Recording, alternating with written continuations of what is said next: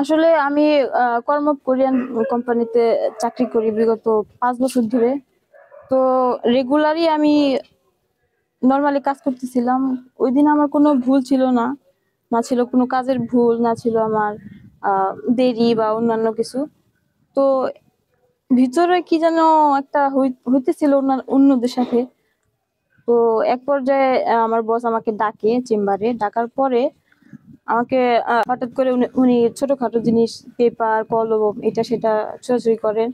এক পর্যায়ে তিনি আমার মানে গায়ে সজোরে 1.5 লিটারের ভর্তি পানি ভর্তি বোতল দিয়ে আমার গায়ে আঘাত করে, যেটা নাকি আপনারা ভিডিওটা দেখলেই বুঝবেন।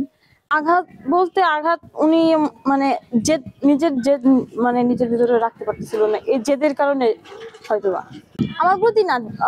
আমার কোনো কাজের ভুলও ছিল না, আমার কোনো কিছুই ছিল না, কিন্তু সে এই কাজগুলো করে। এই কাজটা তিনি প্রথম না, এর আগেও করেছেন, এর আগে অন্যান্য শ্রমিকদের সাথেও করেছেন। থানায় অভিযোগ করার পরে আমাকে আহ, এবং আমার এক কলিগ আছে ওনাকে, এই দুজনকে আমাদেরকে অফিসে ঢুকতে দেওয়া হয়নি, এবং বিভিন্ন ভয়ভীতি দেখাইতেছে যে আমরা এলাকায় থাকতে পারবো না, কোনো জায়গায় চাকরি নিতে পারবো না, এরকম অনেক অনেক ধরনের ভয়ভীতি দেখাইতেছে।